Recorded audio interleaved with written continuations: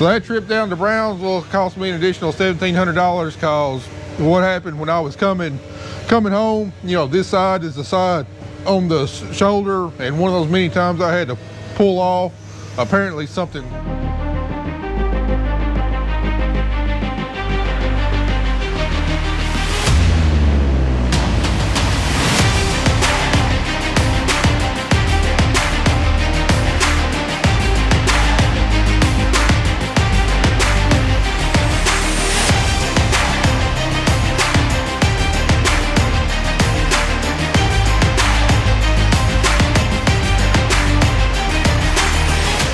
All right, we got our AC parts in on Saturday, and that's what we're gonna get started today, getting started putting all this stuff on. But it's no secret the amount of hours we put here on the farm working all year long, and then going through the, you know, all the time that we take putting in our YouTube videos, social media stuff.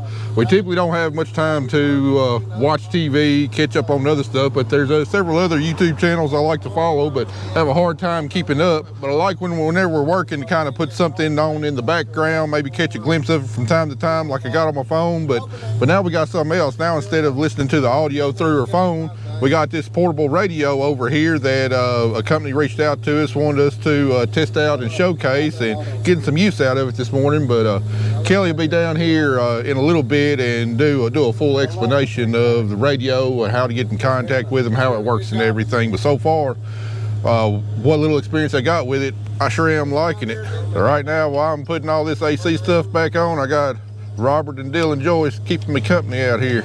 So right now, we're just putting our dryer on. Ooh, they didn't give us much slack on this. Out here doing tillage stuff. I misspoken. I thought we had about 250 acres. All right, you know how it seems like every year on the farm, you just have like a series of things that you have problems with. Like 2 years ago, it was tires on the farm. Last year, seemed like it was batteries on the farm. Just always having problems with either tires or batteries. Well, it's looking like this year could be the problem of the AC. Worked for a day on the loader tractor early last week. Same problem, losing freon, trying to track it down. I tracked down a pretty serious leak and thought I had it fixed and whatever. It tested good. Got the hole in the line brazed up, and anyway, charged it up, thought I had it fixed. And then Saturday when I was pushing up litter, no AC. So apparently I got another leak. Changed all the valve cores in where the charge ports are, and still got a bad leak. So we got to get it back down here, and then hopefully this fixes this problem, because I was not able to find any other leaks anywhere else. I hope this year doesn't turn into the problem with the AC. I hope once we get these two tractors fixed, that's going to be it for the AC problems this year.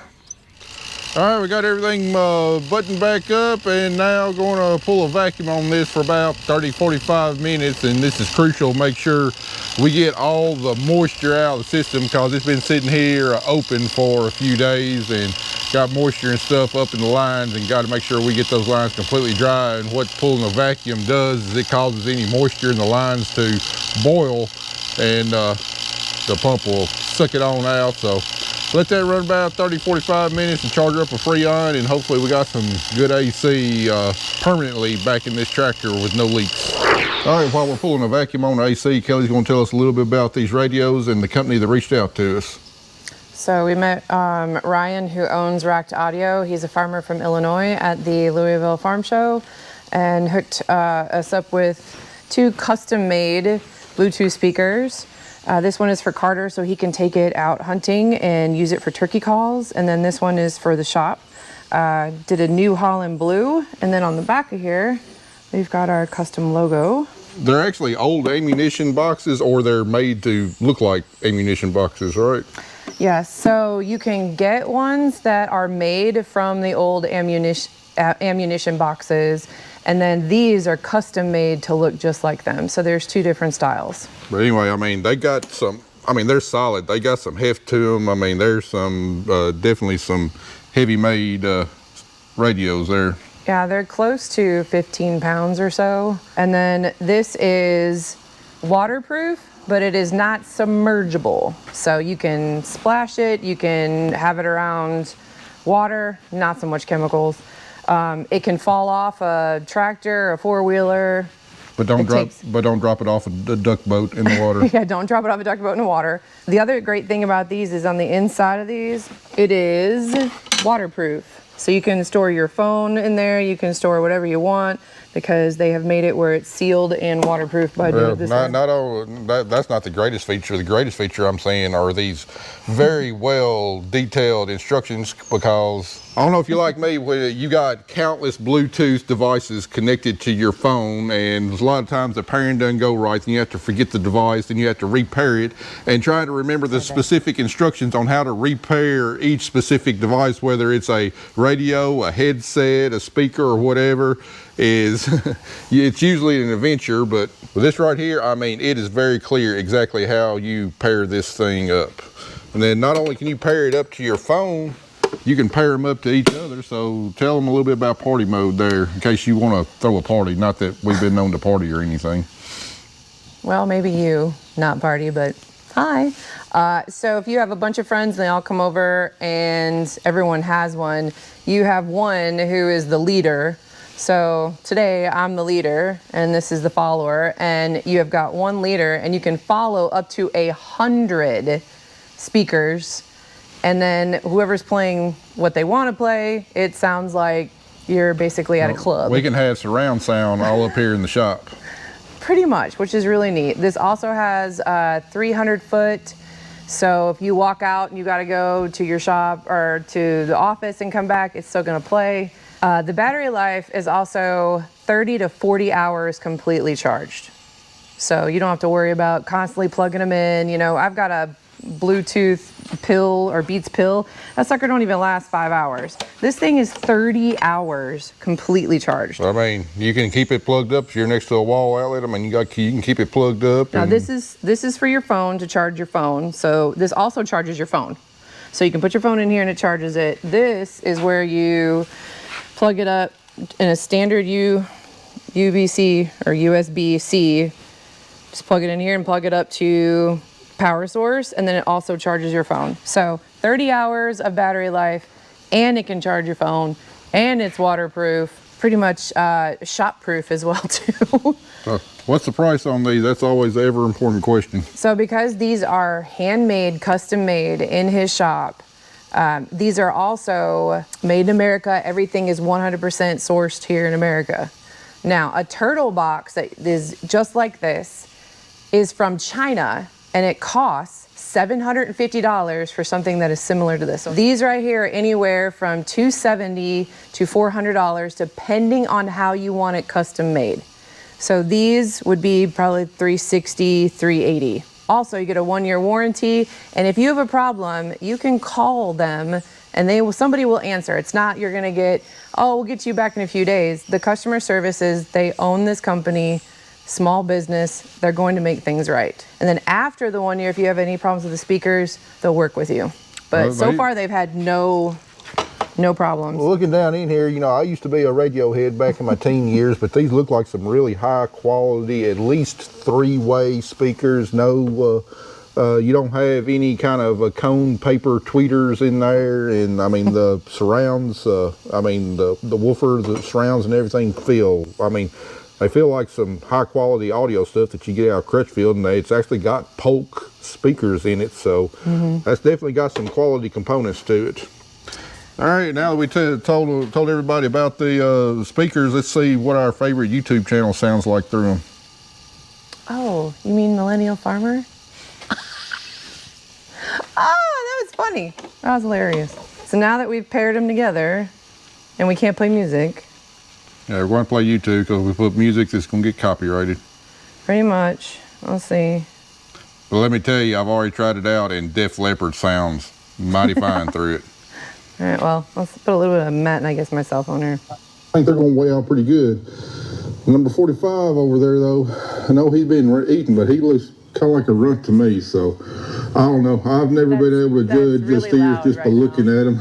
hopefully when we get them up there to the processor, I hope their scales are working, and the scales will tell me a different. So that's pretty loud, don't you think? Than what I'm thinking. But anyway, guys, y'all interested in something like this? Go check out Racked. We'll put the details in the description below. And I mean, for what little we're using so far, I think they're going to make an excellent addition to a shop, garage, around the pool, you know, out in the workplace. And the way they're built, looks like they'll last you a good long time. And also, if you have a Sound Guard John Deere tractor, this fits perfectly in that little spot right there, because you know those speakers suck. So if you have an old John Deere, now you've got you some tunes. All right, we've been pulling a vacuum on it a good long while. We're going to try and put some Freon in there, make sure she cools good. Let Freon go in there till it kind of stabilizes, and Kelly will turn the tractor on with the AC on full blast. All right, go ahead and start it up.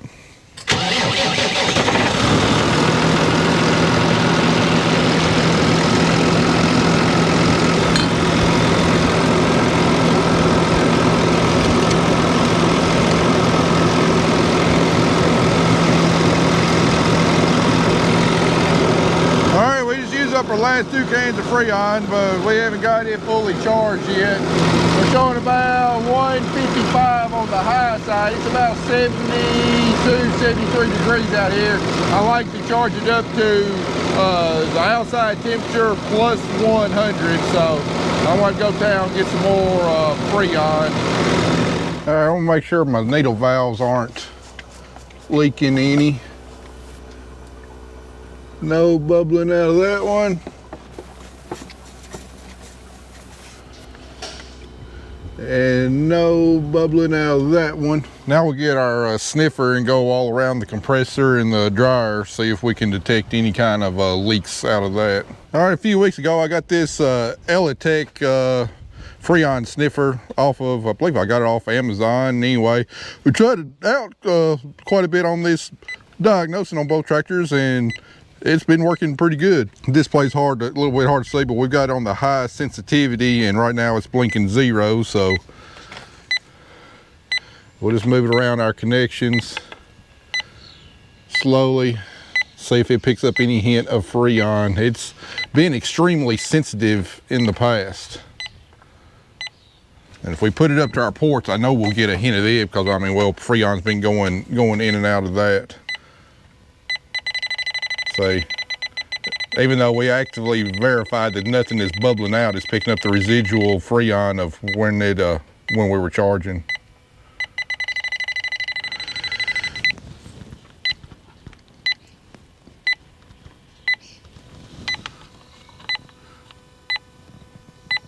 All right, so it's picking up absolutely nothing around the compressor, the dryer. See if we can make sure there's nothing leaking out of the seal on the compressor. Well, this is where we was getting a hit before I changed out the compressor. It was all coming out the seal, best as I could tell.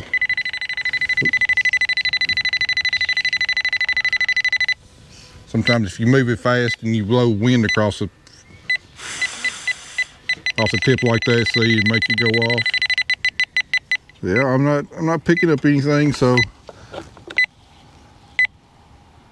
I think we might, hopefully we got this tractor fixed anyway. Now we just gotta go town, get a little bit more Freon, get this thing fully charged up, and she'll be fixed. Yeah, Carter's going to pull the combine in the shop and couldn't even make it in the shop without it breaking down.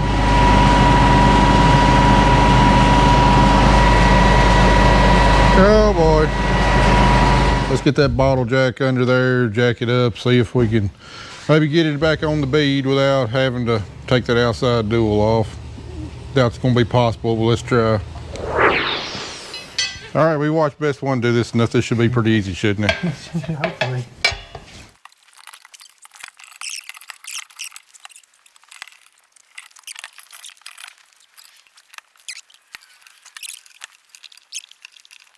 Nice. And that's why I pay Best One to do it. Yeah. All right, now I'll see if we can get it seated. So that side's on the bead pretty well. pretty decent too. Yeah, We can stick some air in it, but I don't think it's going to pop it on there without the cheater tank.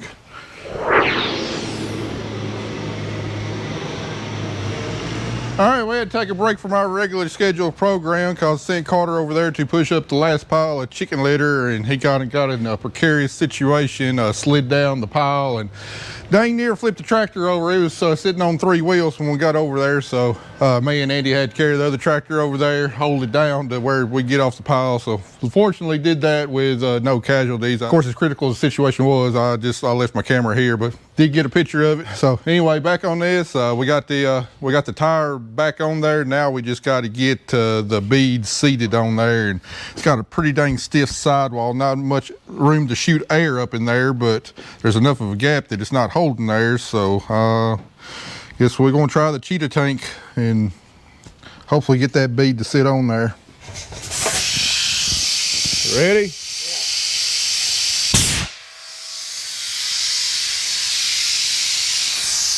Didn't work. All right, I guess I haven't been paying close enough attention how the tire guys do it. I wish we had some of that tire grease and we just run it around the edges. That'd seal it off, but we don't have any of that. Where's your soapy water? First, let's get it sleeked up.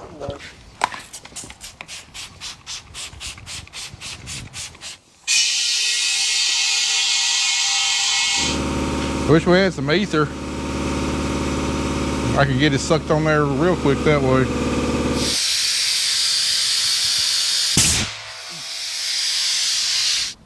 Like I said, we got a gap around the bottom. Maybe I need to try shooting around the bottom. You want to try setting it down any on? No. Well, yeah, try setting it down, see what it does. Like a good idea. Yeah, 'cause I got a gap around the bottom. All right, I got a gap over here on this side. Maybe it'll work. Almost. It puffed it out, but it didn't keep. Jack it up a little bit. All right, try it again.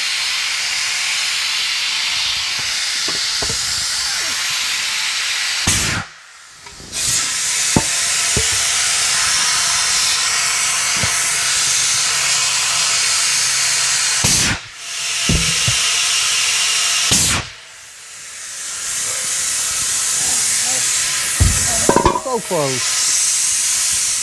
Thank you for calling Best One Tire and Service, your trusted partner for tires, brakes, and road service solutions. Cody Kale, please.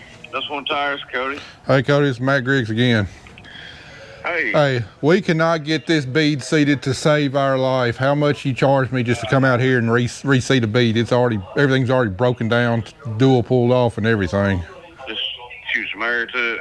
Yeah, I just need the thing seated on the back on the bead. Just a service call, like $155. That's it. All right. Well, I can't. We've been trying for almost a day and we can't do nothing with it. So What size is it? it's a 520. It's a 520 85 42. 42. Okay. There at the shop. Yeah, it's here inside my shop. Okay. Yeah, Brad Milner's here. He can come on out there. All right, 10-4, thanks. I know some people make fun that maybe we get service calls for things that we could do ourselves. Well, a lot of stuff we do try to do ourselves, and then we wind up still having to pay for the service call. So right now we're, $65 in for a bucket of tire mounting compound. Another thing of different tire mounting compound, don't know what that costs, and we're still going to have to get a service call because we've been working on this since yesterday afternoon, and we tried every trick in the book, but I mean, you can say, boy, we slathered the mountain compound on it. You see, all it does, it blows it out. We've got a ratchet strap trying to bulge the sidewalls out and getting it to grab, and we can get it to come about halfway up on there, and then air starts blowing out, and it won't do any more than that. And this thing's just got like a super stiff sidewall. That's these Alliance tires for you, and we tried every trick in the book and we cannot get it to seat the bead, so we're having to call the professionals. So that's why a lot of times that y'all might think, well, you can do that yourself and save you some money. I mean, sometimes we can, but then a lot of other times we try and it actually winds up costing us more money, and then we still have to get professional, whether it's like resealing a hydraulic cylinder or whatever else. So We throwing in the towel, Andy. Let the professionals handle it. What's the over-under on how long it takes for them to seat it? 5 minutes. Yeah, I was going to say like 2. 5 minutes and gonna make us look like idiots. Oh, yeah. All right, so while we're waiting on good folks at Best One to get out here, what else we're working on here on the tailings processor? Y'all know y'all probably can't see it. Right in here, we got a weld broke on the mounting bracket, but I think I can weld it without taking this whole tailings processor off. And then looking here on the tailings processor, you hear that? The pulley is tight on the shaft, but the impeller on the inside probably got a worn keyway, so there's a good chance we might have to replace that shaft. And then also here on the back side, we got a bearing in here that the mechanic said sounded a little dry, so we're going to go ahead and pull that out, replace that bearing. And then also up here in our 90-degree gearbox, the oil level was extremely low, and we just rebuilt that last winter, I believe. So anyway, we're not going to take it off yet. We've refilled it with gear oil, and when we take this plate off, we should be able to see up in there, see if maybe oil's getting past that seal. But I mean, it sounds good. Doesn't sound like anything's wrong with it. It's going to have to like rebuild it, but we might have to pull it off and replace the seal if we see that oil is coming out the bottom side pretty bad. And then right there, we got a bearing starting to go down in our idler pulley. So anyway, on the inspection quote, if I was going to get H&R to replace, to do this work, it's going to cost like $8,600. It's going to be like $4,000 just for the tailings processor frame itself, which I think we can save by doing just a little bit of welding, plus the cost of the bearing, and then something like $4,000 in labor to do that. So just us tackling this and hopefully going to save us a pretty big chunk of change. Now the work that they've already done, like I said, they replaced the rotor nose cone in there, and that total bill was about $9,000 plus or minus, I think. Biggest cost of that was parts. I think the vanes, the bolts, and the cone itself was something like $5,600. So that was definitely well worth it, but I think we can save a pretty big chunk of change on doing a lot of the rest of this work ourselves, especially like on this. But I think they were quoting like everything need to be done this combine, total bill, labor, and parts and everything is going to be around $25,000, and hopefully we're going to get out for definitely less. We're going to get out for less than half that.